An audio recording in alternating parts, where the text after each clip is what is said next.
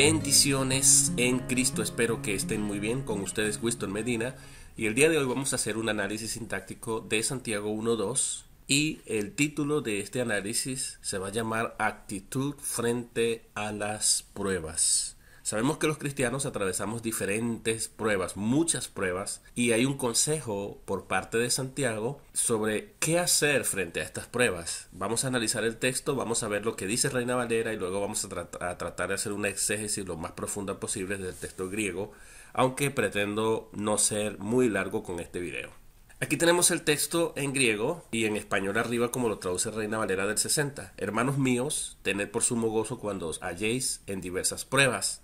Como pueden ver, dejé un espacio entre pasan haran y el verbo que tenemos ahí, es un aoristo sigmático, y es porque ahí va un sujeto elíptico, y el mismo sujeto que está aquí es el mismo sujeto que va en la cláusula que sigue, que comienza con el otan, que es una cláusula temporal. Ahorita lo vamos a analizar. ¿Ok? Si vamos a una traducción textual, el texto lo que diría es: todo gozo ustedes consideren, hermanos míos, cuando pruebas encuentren alrededor diversas. Eso no tendría mucho sentido, habría que arreglar el texto. Por lo tanto, yo voy a arreglar el texto de la siguiente manera: hermanos míos, ustedes consideren todo gozo cuando ustedes se encuentren en diversas pruebas. Vamos a analizar entonces organizando el texto de esta manera para que sea mucho más fácil para ustedes, pero tomando en cuenta, como hemos visto el texto original, así como está aquí, que por razones enfáticas aparecen estas palabras al principio y el texto ordenado de esta manera. No podemos nosotros deshacernos de los énfasis que está dando el autor, en este caso Santiago, en su presentación del texto. Por eso es muy importante que consideremos este orden tal cual está por razones enfáticas. Por eso está organizado el texto de esta manera. Pero nos interesa el análisis sintáctico y ver la función de cada una de estas palabras. Así que vamos al análisis ya ordenando el texto de esta manera. Así que aquí tenemos el pasaje adelphimu. Esta frase adelphimu la he puesto así en morado porque es un sintagma nominal, complemento oracional, porque está en caso vocativo. Esto lo que implica que su función es apelativa, o sea, esto es a quien Santiago se está dirigiendo. Y vean cómo Reina Valera lo ha colocado también al principio al momento de traducir: hermanos míos, aunque en el texto original, como vimos anteriormente, está después del verbo. Dicen: todo gozo consideren, hermanos míos. Pero el apelativo, lo lógico es que entendamos que eso va primero. Entonces esa es la función, una función apelativa. Implica a quién se está dirigiendo Santiago. Hermanos míos, está tratando de llamar la atención de ellos. Eso es el apelativo, esa es la función. Es un complemento oracional, así se le conoce al caso vocativo. Muy bien, esta frase en caso vocativo tiene un núcleo que es adelphi, plural, sustantivo plural que significa hermanos. Y por supuesto está modificado ese núcleo por un determinante posesivo. Ese mu es un pronombre personal que se puede entender como un determinante posesivo, función adjetival, o simplemente un pronombre con la función de complemento de nombre. Es decir, si lo entendemos como un determinante posesivo es mis hermanos. Y si lo entendemos como un complemento de nombre, entonces sería hermanos míos. De todos modos, la función es de adjetivo. ¿Ok? Esa es la función porque modifica al núcleo, en este caso adelphia, ese sustantivo.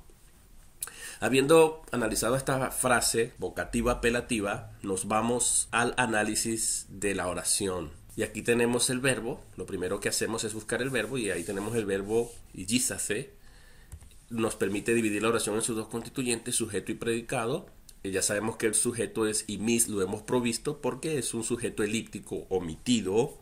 Está tácito, y lo sabemos porque el verbo es un verbo imperativo, aoristo, por supuesto, que está en segunda persona plural. Ustedes consideren, ¿ok? Y después que hemos conseguido el sujeto y el predicado, en este caso es un predicado verbal, nos vamos a buscar en los núcleos de cada uno de estos componentes. Así que tenemos el núcleo del sujeto es imis, por supuesto, y el núcleo del predicado verbal es el mismo verbo. Luego tenemos aquí, dentro del predicado verbal, un sintagma nominal con la función de objeto directo. que es pasanjarán. Entonces, este sintagma nominal o frase sustantiva está dividido en dos palabras. En primer lugar, el sintagma nominal tiene su núcleo, el núcleo es harán, y pasan es un adjetivo, por lo tanto está funcionando como un adyacente complemento de nombre, sintagma adjetival, ¿verdad? Complemento de nombre, y por supuesto al ser un sintagma adjetival tiene su propio núcleo, núcleo del sintagma adjetival, esa es la función. Ya hemos analizado el texto, aquí prácticamente lo que dice es: hermanos míos, ustedes consideren. Ese verbo considerar en el texto griego implica una deliberación y está en voz media, es un deponente medio. Entonces esto implica que tenemos que hacer una reflexión, una consideración, una evaluación. Eso es lo que implica ese verbo yízase. Por eso aquí dice: consideren todo gozo. Y de hecho el pasan haran, el pasan es un adjetivo, pero el haran, como ustedes pueden ver, no tiene artículo. Al no estar articulado, por supuesto, implica toda clase de. Esa sería la traducción. Pudiéramos traducirlo entonces: hermanos míos, ustedes consideren toda clase de gozo. Vamos entonces a analizar la segunda cláusula, porque este texto tiene dos cláusulas. Tenemos ahora esta cláusula que está introducido por el OTAN. Este OTAN es un nexo subordinante. Por supuesto que me introduce una cláusula subordinada adverbial de tiempo, pero el tiempo es indefinido y apunta hacia atrás, modifica toda la oración anterior. O sea, responde a la pregunta: ¿cuándo debemos nosotros considerar toda clase de gozo? ¿Cuándo? Bueno, cuando se hallen en diversas pruebas. No significa necesariamente que los creyentes a quien Santiago les está escribiendo en ese momento todos y absolutamente todos estén en diversas pruebas, pero va a haber momentos en que va a haber pruebas, y por eso el subjuntivo ahí, subjuntivo aoristo. Entonces vamos a buscar el verbo, aquí lo tenemos, que es peripésite. Vean que está formado de dos palabras: peri, que significa como alrededor, es una preposición que implica alrededor de, y luego tenemos pésite, que es un verbo bien interesante, que tiene una idea de caer, hasta morir puede significar ese verbo, encontrarse o hallarse alrededor o rodeado de, más o menos ese es el sentido, encontrarse rodeado de.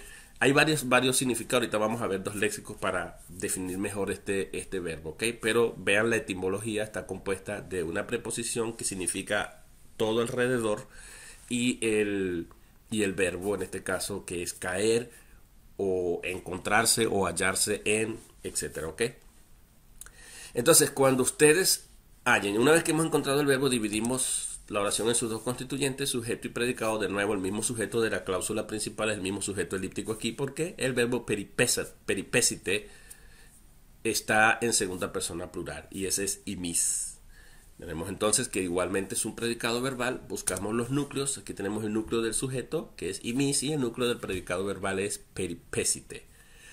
Luego igualmente tenemos aquí un dativo. Esto es un dativo, pero es un dativo complementario, por lo tanto la función es de objeto directo. Cuando se encuentren en diversas pruebas, aunque en español al traducirlo se encuentren en diversas pruebas, eso vendría siendo como un complemento del régimen en español, pero en griego es simplemente una frase sustantiva, como pueden ver ahí, un sintagma nominal, y aquí se trata de analizar el texto griego, aunque en español la traducción varíe y no tenga esa connotación de objeto directo.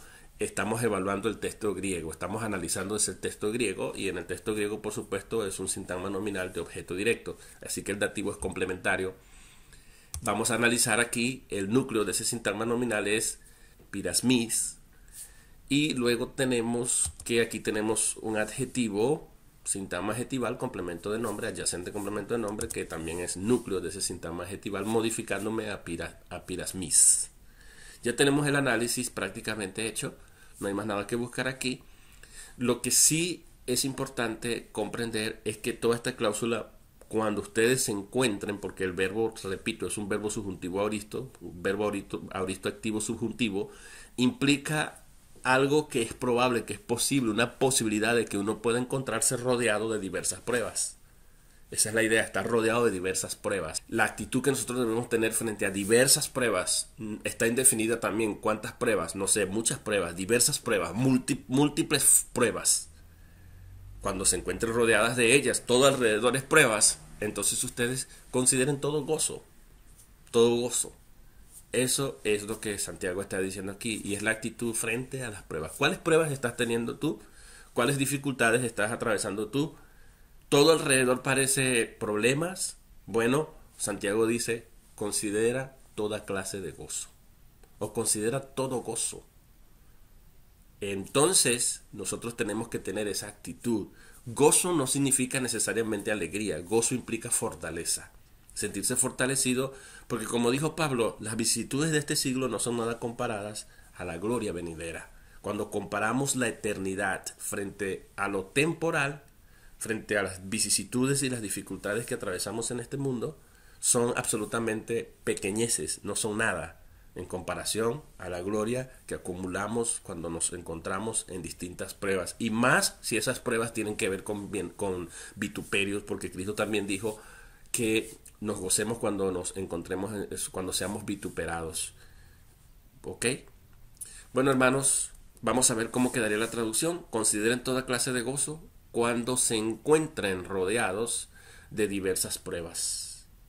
Vean que en español estoy traduciéndolo cuando se encuentren rodeados de diversas pruebas. Aquí tienen ustedes el léxico de Vine, y aquí tenemos de donde viene la palabra peripipto, que es encontrarse. Mire cómo traduce el caer entre, cuando caigan entre diversas pruebas, pero dice que puede traducirse como lo hace Reina Valera, cuando os halléis en Santiago 1:2, o cuando caigáis. Cuando cayereis también, cuando cayereis, porque implica algo subjuntivo, algo posible, probable, no lo está asegurando tampoco, pero el cristiano sí atraviesa por diferentes pruebas. Vean cómo lo traduce el léxico griego de Alfred Target. Alfred Target dice: caer en las manos de, tropezar con, dar contra y le toca. Y enlista Santiago 1:2. Es decir, cuando caigan en las manos de diversas pruebas, no sería sentido porque no es personal, las pruebas no son personales, pero ese es un significado. Tropezar con, cuando tropiecen con diversas pruebas. ¿Ok? Cuando den contra diversas pruebas, cuando les toque diversas pruebas, todos estos significados están allí, o cuando topen con diferentes pruebas, en las posibilidades que la traducción al español, aunque en el griego es simplemente un verbo que tiene un dativo complementario. Y si alguno desea este PDF, por favor escríbame a wistiologo@gmail.com, como lo están viendo aquí. Nos vemos en una próxima entrega. Bendiciones, cuídense mucho.